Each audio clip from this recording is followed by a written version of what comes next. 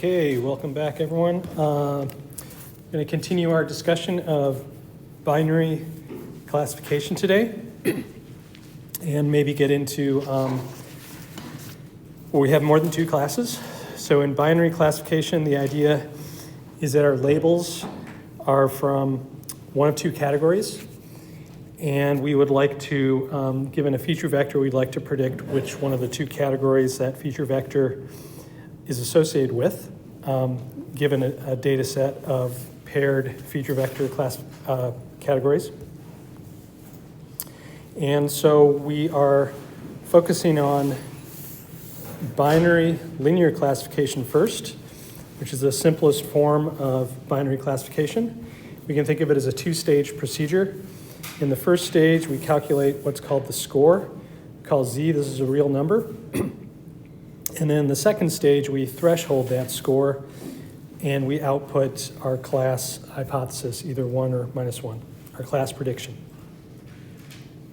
And we notice that this is linear in both the learnable parameters, B and W, as well as the features, X. And we also saw that that linearity manifests as a decision boundary that is also linear. So it's a hyperplane in our D-dimensional, or D+1 dimensional space. Then talked about linear separability, which is a property of the training set that says that we can perfectly split it with a linear hyperplane into the samples corresponding to one of the classes versus the others. And then we started talking about how we fit these parameters, B and W. And we saw that one kind of heuristic option we could imagine doing is using least squares fitting, because when we look back at the linear classifier, we see that this looks exactly like what we had for linear regression, just changing the notation of the parameters from beta to B and W. So one could imagine trying to find the parameters B and W that give the closest answers to our discrete target vector. And then once we apply those, we can project the answers into the discrete set. But we saw that this approach doesn't work well. Sometimes it does, but a lot of times it doesn't. And from an intuitive perspective, we saw issues anytime that one of the classes is separated in the feature space relative to the other. We saw that in one dimension. We also saw it with our demo in 2 dimensions. So we said we need a new approach to training our linear classifier weights. And we said we're going to do something with a probabilistic flavor. So we come up with this probabilistic model that says the probability that the target y equals 1, given the score z, is this sigmoid. And therefore, the probability that it's -1, the other possibility given z, is just a flipped sigmoid. That would look like this. And so this is the most popular model. It's used very frequently throughout machine learning. And we set about understanding this a little bit more. The first thing we did is we looked at, instead of looking at py given z, we looked at py given x being our features. And we noticed that the weights, the weight magnitude will control the steepness of the transition. And we noticed that the sign of the weight changes which way the transition is pointing. And we noticed that the bias basically moves the location of the transition. And then we looked at applying the maximum likelihood estimation principle to train those parameters. We reviewed what happened in linear regression, and then we set about to do this with logistic regression. And we went through the derivation last time, and we derived, we derived an expression for the negative log likelihood that looks like this. And we said that this is not something we can solve analytically or on paper, but it is something we can solve with an algorithm because it's a convex loss, and we'll talk more about the specific algorithms and convexity and all that in Unit 6. But it is something that we can do with scikit-learn. And so when we applied this method to the demo, we saw that it gave great results, and it was not distracted by this lack of symmetry in the feature space. Okay, so that's where we were last time, at the end of last time. And so just to summarize what we have, this is commonly known as the binary cross-entropy loss. It gets that name because of a quantity cross-entropy that comes from information theory.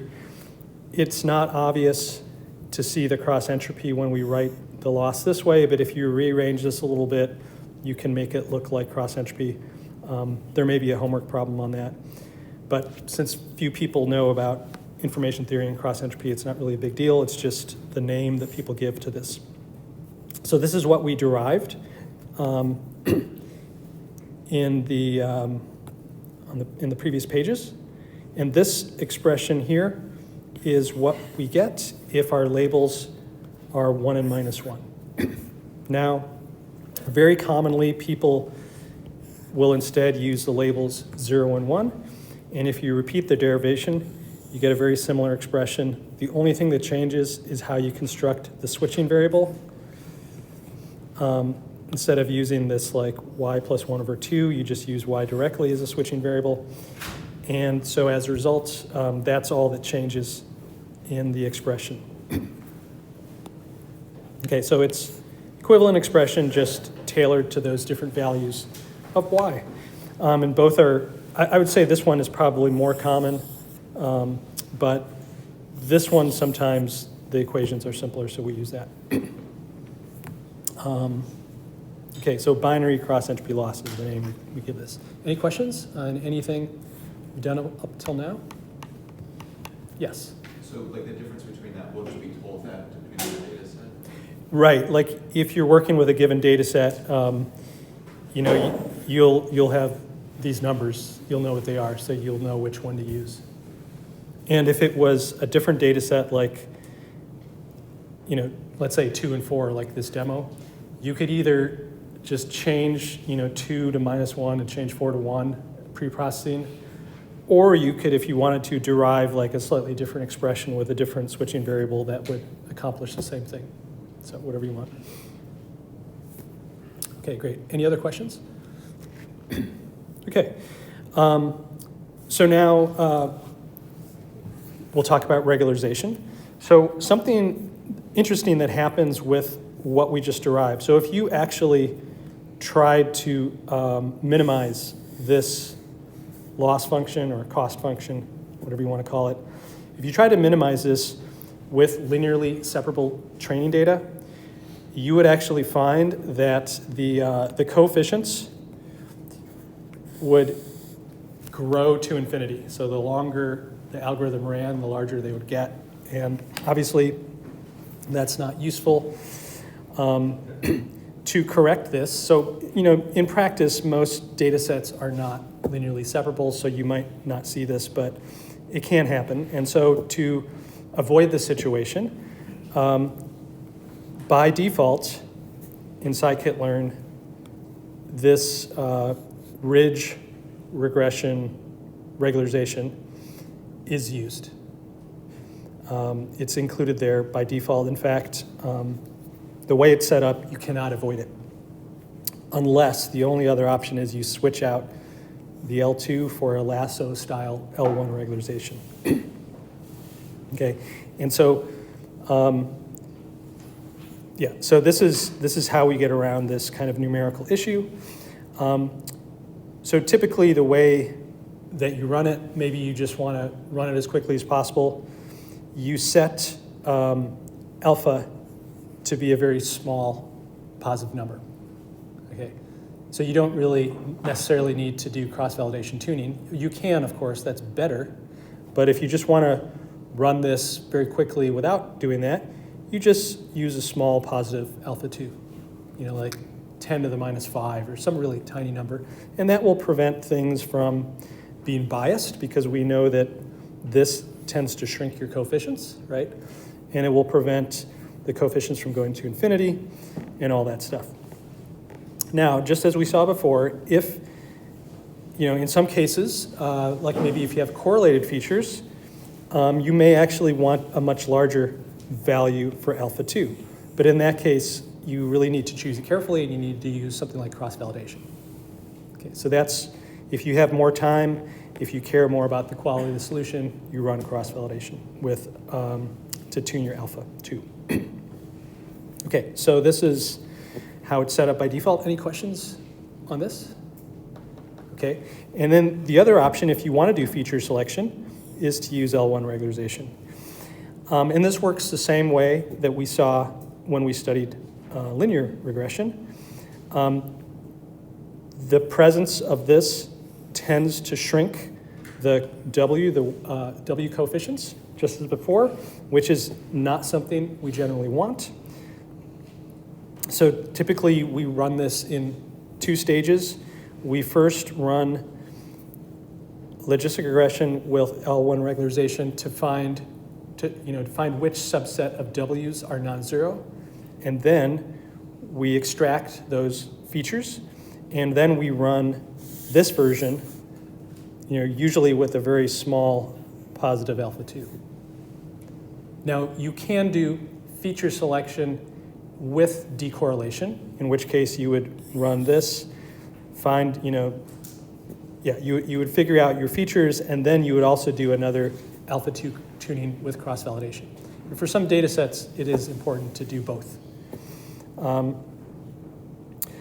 But let's just say we're taking the simpler case and we're just going to run this with a very small alpha 2. Then when we do cross-validation of alpha 1, it's just like we saw before. We want to make sure that we do cross-validation on the feature-selected logistic regression. So because if we do cross-validation with the performance of this W, that's not useful because we don't plan to use this W. We plan to extract the features and then use this W, right? So it's just like before, tune alpha 1 via cross-validation performance of the feature-selected logistic regression. Okay, is that clear? Okay. Any questions? Okay, finally, something to note is that computationally, when you're running this lasso problem, it's much slower than this one.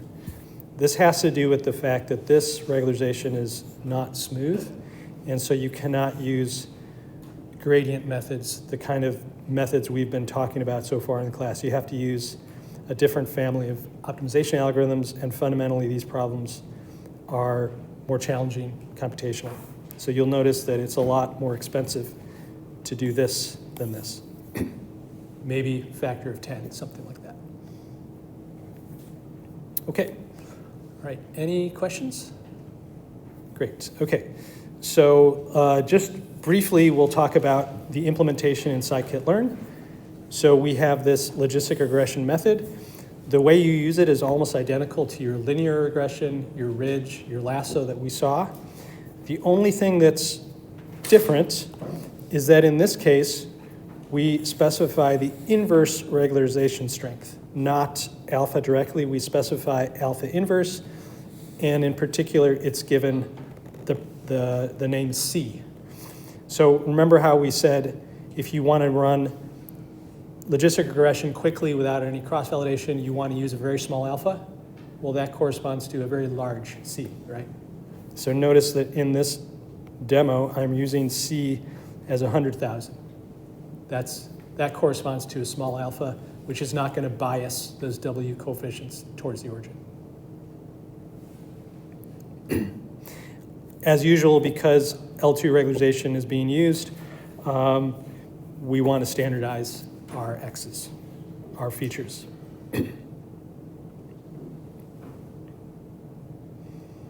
So here's when we run the code. You have to be a little careful sometimes with the defaults in scikit-learn.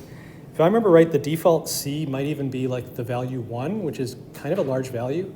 And if the default is a large value, you will actually get some bias in the coefficients unless you tell it to use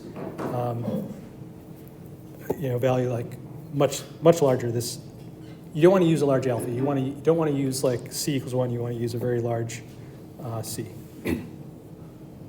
Okay. There's a few other things you can choose here. Here's where you choose the penalty, L2. Like if you wanted to choose L1, you could choose the L1 penalty. Number of iterations. You can even choose the solver, the algorithm. There's a number of them. Some of them work better or worse in different conditions. You can read up on that if you like. That's mostly what I wanted to say. Any questions? Okay, great. So now let's move on to multi-class classification. And this is what we have when we have K greater than 2 classes. And so here, typically, the target is specified as an integer between 1 and capital K, but these are not ordinal integers. These are categorical. This is just how we express those K different classes. So importantly, it's not like class 1 is somehow less than class 2, which is less than class 3, and so on, right? These are just different categories. And that's the key difference between classification and regression. If you could actually, you could run least squares regression with these Ys. The trouble is that when you do that, somehow you have kind of, the way you formulated the problem, you have imposed some kind of ordering on the labels. And that will affect the results significantly. So because we want to treat them as different classes, different categories, we don't want to run this as regression. Okay, and just a little bit more on that. Sometimes you have to think carefully when you're given a data set, whether it's a regression problem or whether it's a classification problem. So it's not enough to look at the targets and look if they're discrete or not. We already saw, last time we talked about when we have features in this demo, and the features are integers between 1 and 10, but they are ordinal, right? Here, we have numbers between 1 and k, but these are not ordinal. So usually, if you have discrete ordinal features, you can think of it as a regression problem. But it's actually not always the case. There are some exceptions. Let me give you one example. Let's say that I have a camera that is looking at vehicles on the highway, and I want to categorize how many wheels are on a vehicle, right? So I want to, I could have a motorcycle with 2 wheels. I could have a car with 4 wheels. I could have a pickup truck with 6 wheels. I could have different size, 18-wheelers and so on, right? Let's say that that's my goal. So you might think, okay, number of wheels is a discrete ordinal thing, right? 1 wheel is less than 2 is less than 3. But if you think more about it, and you would run that, you would start to get strange answers that might be like, my predictor thinks I have 2.3 wheels, or like, 4.6. And if you think about it, those things don't really make sense. What does it mean to have 4.6 wheels? Like, there is no 4.6 wheeled vehicle, right? And the other thing, if you think about this application, is you're probably going to be looking at these vehicles from one side, so you can't actually see the wheels on the other side. So just counting the wheels you see is not going to work. So the more you think about it, you realize that this is actually a classification problem. We really have different classes of vehicles. We have motorcycles with 2 wheels, we have cars with 4 wheels, we have some trucks with 6 wheels and so on, and that's really what we need to do. It's not a regression problem. Okay, so there are some tricky ones. You got to think about it a little bit. I think a pretty good rule of thumb, usually if you think, what if the predictor gives me a real number? Do I know how to make sense of that? Is that reasonable? So like if you want to say like, I want to predict based on somebody's zip code and their salary and stuff, how many children they'll have. And so is this categorical or ordinal? I don't know. Like if the result is 2.5 children, can you make sense of that? I would say, yeah, I can make sense of 2.5 children. Even though physically that doesn't exist, I know what the model is trying to tell me, right? That people on average with those attributes have somewhere between 2 and 3 children. So that's a way, like, just think, what would happen if I treat it as regression? Does the prediction make sense? Do I know how to interpret it? If yes, you probably want to use regression. What do you think what's the problem with using classification when it really is a regression problem? What do you think? Is that going to work as well? You have infinite number of things to, like groups to classify it to? Well, no, let's say that I have finite number. So maybe I have like, I want back to like how many children are people going to have. So like I go between 0 up to some max number like 12, and I just stop there. So I could run that as a classification problem, or I could run it as a regression problem. So if I run it as classification, what am I missing? Kind of like extrapolation and interpolation between different categories you define. Yeah, well, I would say that what I'm missing is that number of children really is an ordinal quantity. If I model it as a category, I'm not telling my predictor that 1 is less than 2, that 2 is less than 3, 3 is less than 4. That's a fact. That's a very important fact when you want to do prediction, right? If I just treat these as completely different classes, it's going to miss out on some important information. It's not going to do as well. If you measure like mean squared error, as we know, like regression is trying to minimize mean squared error, right? Classification is trying to do something completely different. Okay. So anyway, those are just some ramblings about classification versus regression. Any questions there? Okay, so in this multi-class case, it's very similar to binary. It's just that we have capital K categories where K is going to be larger than 2. So we can think of designing some function that takes us from our features to a prediction in the set 1 through K.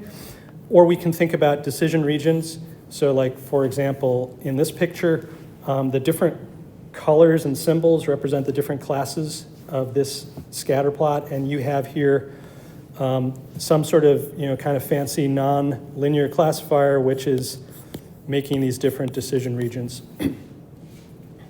so on.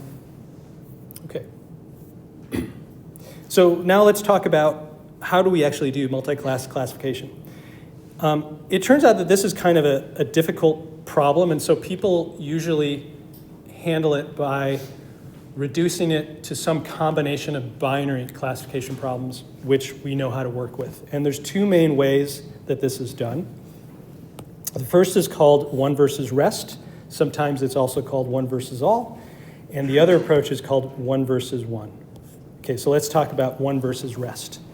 So what you do in one versus rest is for each one of your capital K classes, let's call the index little k, for each little k, I compute a score. Z sub k, real number, on whether the features are in class K or not in class K, right? So that's just a binary problem. It's either in K or not in K. And I do this for every class.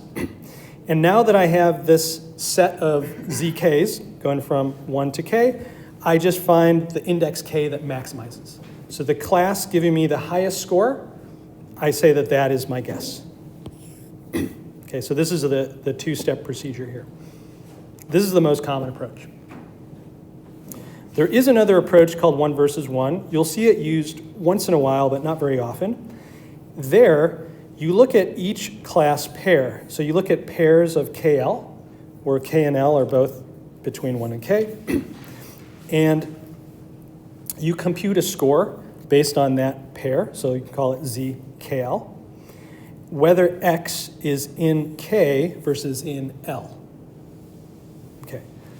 So, and then once you have ZKL computed for all K and L, where K and L are different, then you basically, you average or you sum.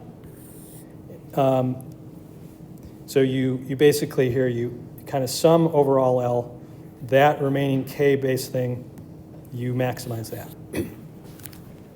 So this picture kind of helps explain a little bit.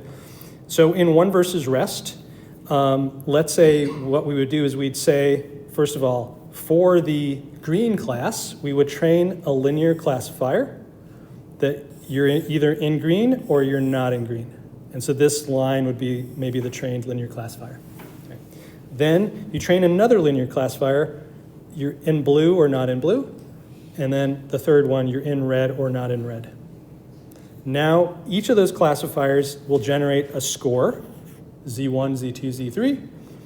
And if I have a new point, here I look at those three scores and I choose whichever score is highest. It ends up that the score is basically how far you are from the decision boundary. Remember, if we're right on the boundary, we know the score is 0. So I would basically look at this and I would say, how far am I from the green, from the red, from the blue? Since I'm farthest from the green, actually, sorry, there's also the sign. Anyway, yeah, it would choose the red class. Okay, so that's one versus rest. Now, if we're doing one versus all, what we would do is for this pair, we would design a linear classifier, which might be this. And then for this pair, we design a linear classifier, which might be this. And then finally, for this pair, another linear classifier. And then we would do this sort of averaging and maximization. Okay, so you get slightly different answers. Computationally, in this latter case, there's going to be more pairs. As capital K gets large, there's more of these than K. So it seems like it's more work. But since we're just using part of our data, not like the whole data, it's less work to train each of those classifiers.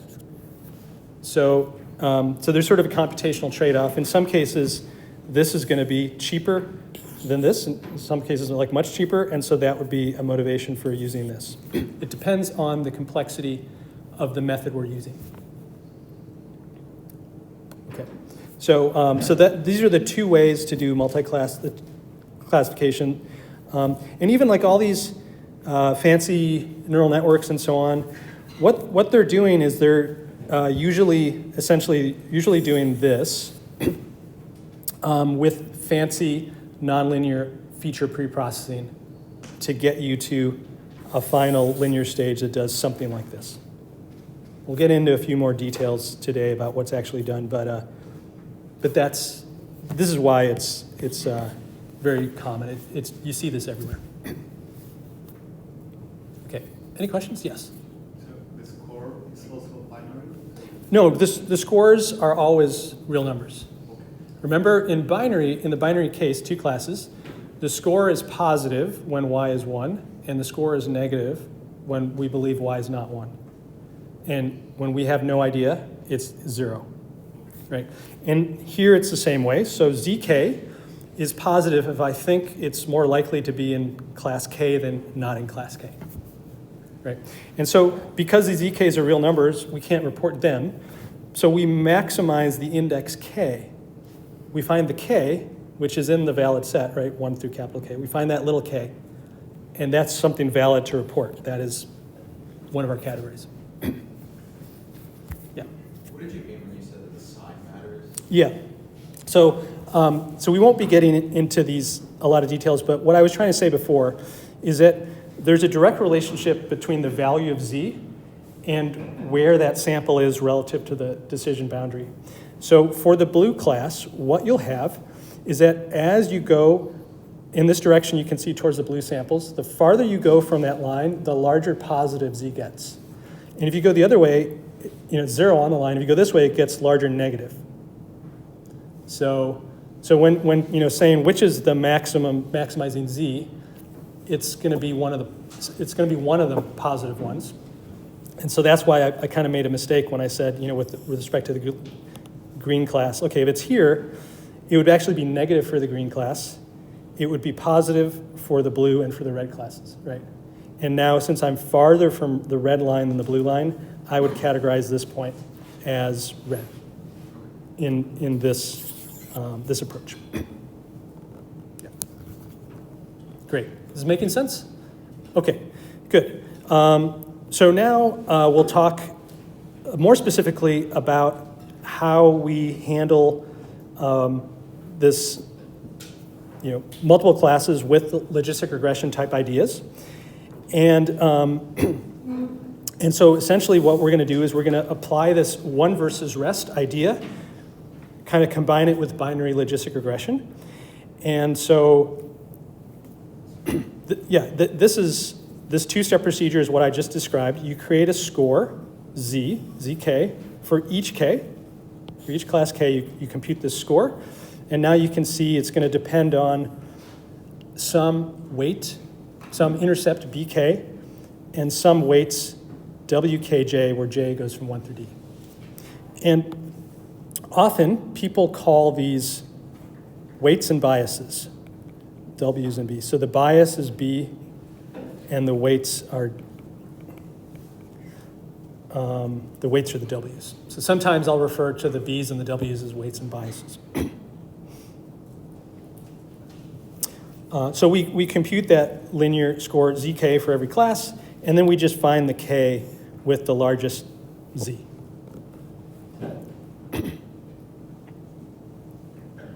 Okay. The key question, though, is how do we actually train or design those weights?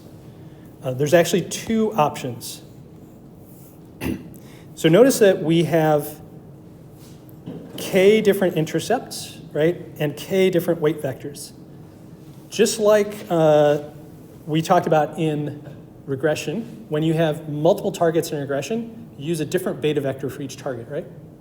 That's exactly what's going on here. We have a different combination of b and w for each target k, or each class k. We basically treat them as if they're different targets.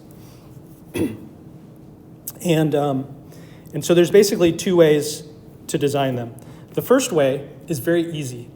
You apply exactly the same binary training procedure we saw before, separately for every class k. So first option, train k separate binary logistic regression models. So coming back to this picture, you would, just like we described here, you'd say blue or not blue, I'm going to design this classifier on its own. So that's going to give you one of the BW pairs, BK-WK pairs. Then for the red class, you would design this. And then for the green class, you would design this. Okay, and now you have your set of B's and W's. So that's the most straightforward way. But there is a way that works a little bit better, which is based on generalizing the logistic model from two classes to an arbitrary number k classes. And this is called the softmax model. And the equation looks like this. The probability that y comes from class little k is e to the power zk divided by a normalizing factor, which is a sum from L going from 1 to capital K, of e to the power zl. Okay, so the important thing to notice is the numerator. The numerator really tells how this thing behaves. The denominator, you can think of it as just a scale factor that we need in order for this PMF, this probability mass function, to sum to 1. But really the behavior is going to be controlled by this numerator, which is the k-dependent thing. And basically, the probability has this exponential type growth in the score zk. Okay. Eventually, because of the numerator, it has kind of a sigmoidal shape. Okay. But basically, this is this new model. So This is like, you could say, a direct extension of the binary logistic model to capital K classes. I don't know if I wrote that clearly. So there's a fraction, and then this is capital K in the sum. Okay, the reason why it's called a softmax is if one of the K's is much larger than all the rest, then the numbers that come out of here essentially look like 1 for approximately 1 for that largest value, the maximizing value of K, and approximately 0 for the rest. So, and in this case, that would just be a one-hot coding of the K-max. So we talked about one-hot coding in the context of feature vectors, but really it's just a general principle here that we can also apply to targets. Okay, so this is why it's called the softmax. Okay, so this is also a very popular way to approach multi-label or classification for more than binary. Any questions on this? Is this making sense? Okay, so let's now derive the log likelihood for this. So we're going to use maximum likelihood estimation as before, which means we want to do arg max over our b vector. So now notice we are taking all our b's and stacking them into a vector, taking all our weight vectors, stacking them into a matrix. So we're going to maximize over b and capital W of the likelihood function, which is probability of y, given the features and all our parameters.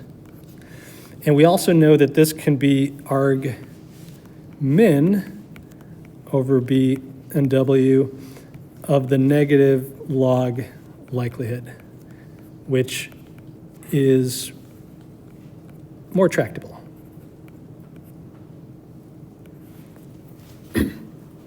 Oh, sorry. I actually meant to write this a little bit more simplified. So that's true, but we can also write arg min b and w of the sum over I going 1 through n, these are training samples, of the log of the probability of sample yi given those features and the b's and the w's. Okay, so the way we're going to do the derivation is we start with this categorical label, little y. This is an integer from 1 through k. We're going to convert it using one-hot coding to a binary one-hot vector. Okay, so for each I, we take this integer and we from it construct a vector of all zeros but one non-zero entry 1. And depending on the value of yi, that tells us where to put the 1. So if yi was 1, we put the 1 in the first entry. If yi was 2, we put the 1 in the second entry. If yi was k, we put the 1 in the last entry. Okay, so that's how we go from this integer to this one-hot vector. Okay, and that actually sets us up for the derivation. These little samples of this vector are the switching variables that we need. So let's see how this works. So here's the thing that's inside the sum above that we want to minimize. And if we think about this, so this is a switching variable that is only equal to 1 for a single k. So if yi was 1 for that I, then this is going to come alive only when k is 1. And then we get exactly the expression we want. On the other hand, if yi, let's say, was 3, then it's the third entry that will be 1. All the others are 0. So that means that this sum is only non-zero for k equals 3, at which point I get exactly the expression I want. Okay, so these switching variables are still working exactly in the same way. We're just getting them directly through one-hot coding. And now that we have that idea, everything else is just very straightforward algebra. We have log of this probability expression. This probability expression we had on the previous page. So we substituted it in here. And now I just need to take the log of this fraction. So we know that the log of the numerator is going to be this, and then we're going to have minus log of the denominator, which is this. And finally, we can expand out this multiplication. So this is going to be one term here. And then this quantity is not dependent on the k and the sum, so it can go in front of the k, in front of the sum. And what remains in that sum always equals 1, because we're just summing up the entries of this vector, and the sum is always equal to 1. So that's where this term comes from.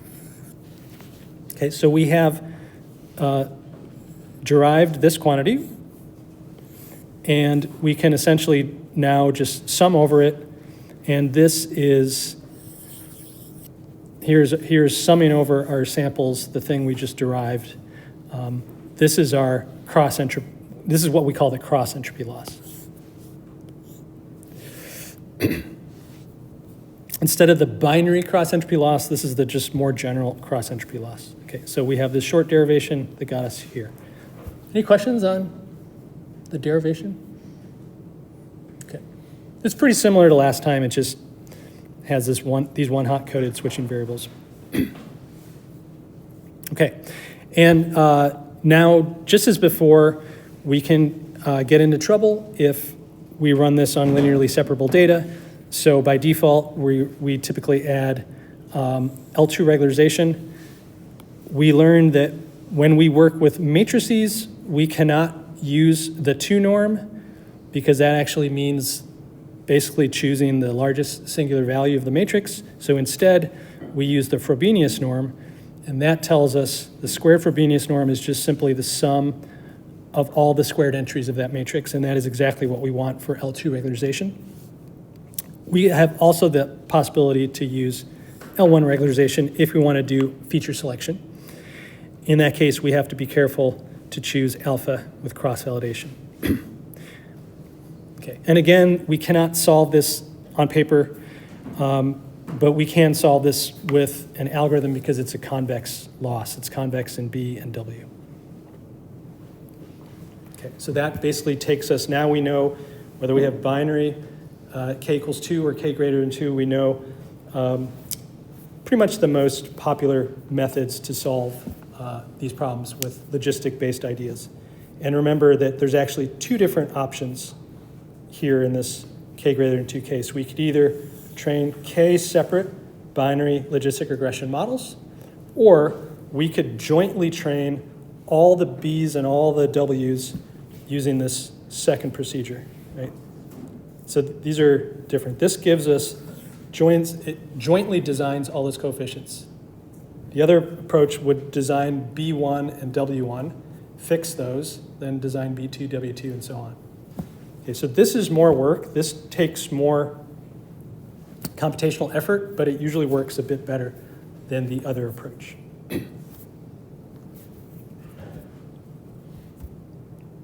right, is it making sense? Any questions? Okay. So this is how it looks in scikit-learn. It's the same logistic regression method as we saw before. It works with either binary or non-binary data. And the way that you control the method, whether it's option 1 or option 2 for training, is this multi-class. So when you choose a multi-class OVR, one versus rest, this is the separate training. And if you choose multi-class equals multinomial, this is that cross-entropy approach. Jointly trains B and W. I think other than that, everything else is, we already saw everything before. Okay. So, any implementation questions? Okay, so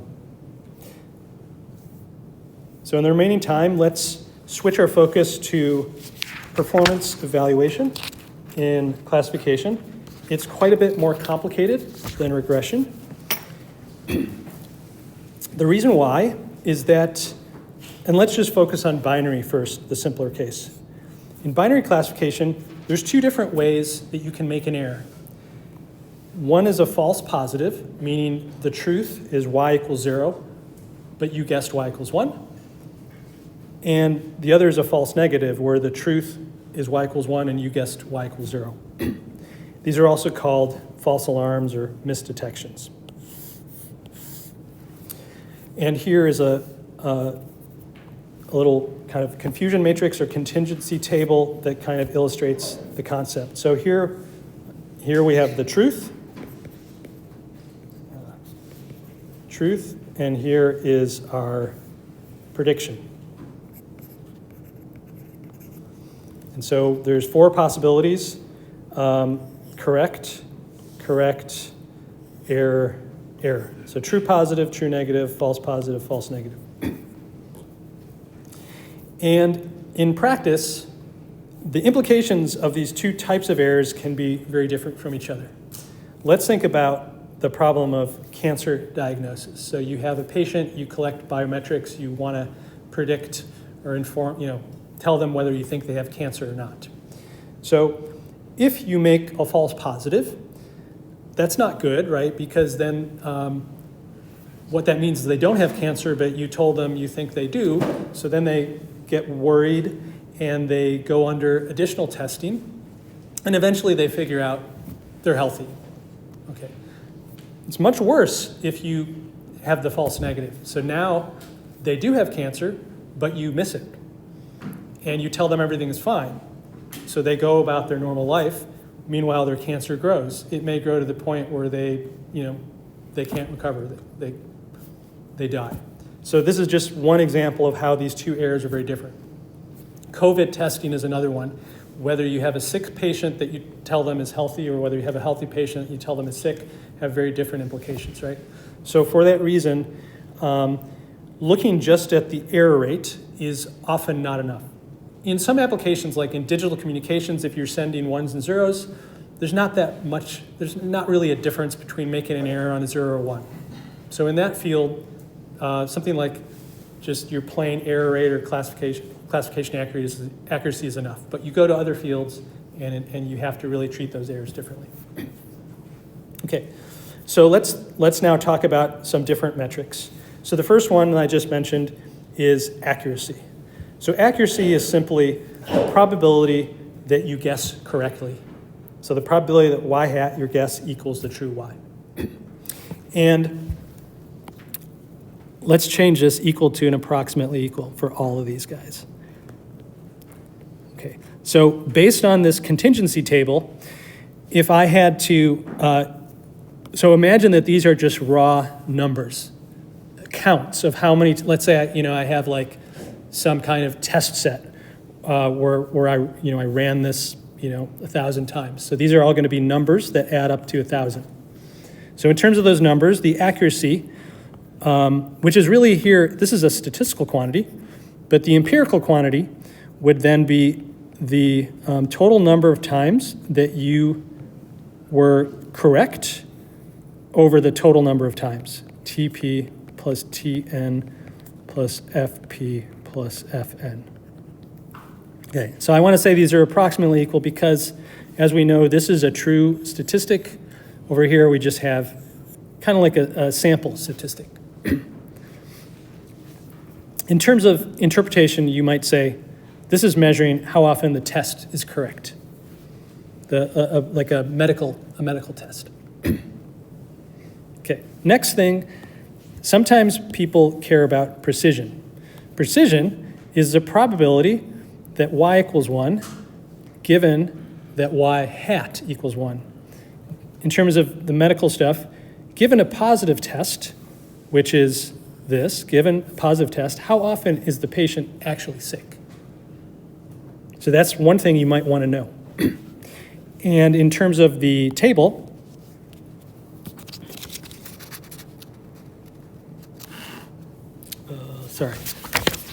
in terms of the table, this is going to be TP over TP plus FP.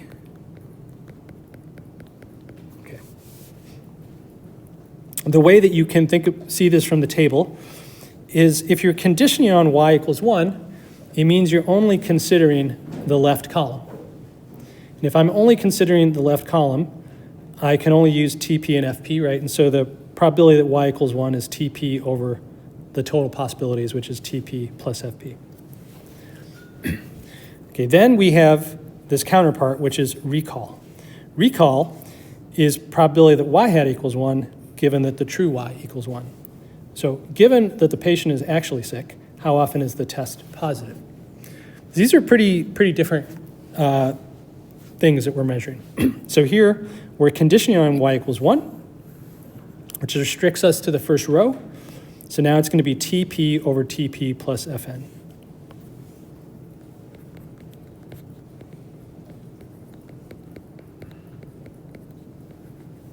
Okay.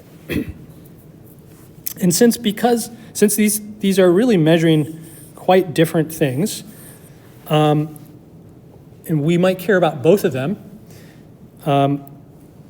it's common to combine them into one metric. And the way that this is typically done is through F1 score. You invert the precision, you invert the recall, and then you add them together. You kind of do this average of the, I guess it's called the harmonic mean. It's like the average of the inverses that is, again, inversed. Okay, so sometimes people want the F1 score. Sometimes you look at all four of these things at the same time to try to get a sense of what's happening. Okay, so these are common machine learning performance metrics. Now in medicine, they will often talk about sensitivity versus specificity. So sensitivity is the same thing as recall. So recall is TP over TP plus TN. Whereas specificity, you can see we change the ones to zeros. So given a healthy patient, how often is the test negative?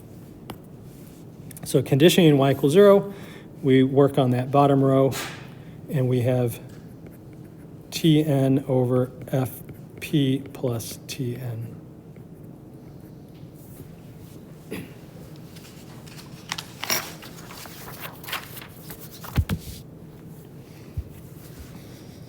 Okay, so these are all different performance metrics, and depending on the application, you may care more about one or another.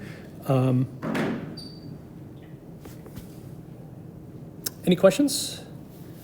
Okay, and finally, scikit-learn gives us nice ways to deal with all of this. So when you do this cross-validate command here, you can give it a list of different scores you want it to evaluate your classifier on, and you just specify them by strings. So here we're asking it to score the classifier based on all four of those metrics we discussed, and then it runs this cross-validation, k-fold cross-validation, and we can print out the results as well as their standard errors. And in this case, they're all sort of numbers in the mid-90s. Okay. All right, so I think that's probably all the time we have for today. Any questions on anything? I briefly wanted to talk about the exam next Friday. It's going to be here in this exam room the entire period next Friday. I just sent an announcement before class started. It's going to cover units 2, 3, and 4, not this unit on classification. And you won't be able to use any calculators, any electronic things, nor will you be able to bring in a cheat sheet. I'm going to supply you with a list of equations so you don't have to memorize stuff. And I hope to share that with you soon, maybe tomorrow. I'm almost done with it, so that you can use it in your studying so you know what's going to be given and what you have to memorize if there's something you have to memorize. Any questions on anything? Yes. This next Wednesday, are we still going to review stuff, or would that be like a review session? No, I think it's important for you guys to review on your own. My fear is that when I do the review session, people are like, all right, I guess I don't need to study because the professor studied for me. So yeah, I used to do that, but I decided not to. I think it's really important. So what I would say, the strategy for studying for this course is to go through every page of all the notes and ask yourself, like, is this making sense now that I have, been here for a few weeks? Do I have any questions? If you have any questions, ask myself, ask the TA, post them on that Carmen discussions. Do something like that. Nobody has been using the discussions at all this term. In past terms, they were very active. I don't know what happened this time. But that's the way to study. And then you have the homeworks too, right? I also posted a practice midterm with solutions. I will also be posting some additional midterm problems without solutions, but still you can use them. The practice midterm I posted was last year's midterm, last time I taught it. And it's not necessarily representative. That one focused a lot on maximum likelihood. It didn't really ask about anything else. Okay, so don't think that I'm only going to ask you about maximum likelihood. We have like all this other stuff we learned in units 2 and 3 that I could ask you about. Maybe I don't ask you about maximum likelihood. I ask you only about the other stuff, right? It could be anything from units 2, 3, 4. Okay? If you have any questions, just let me know. All right, have a good weekend.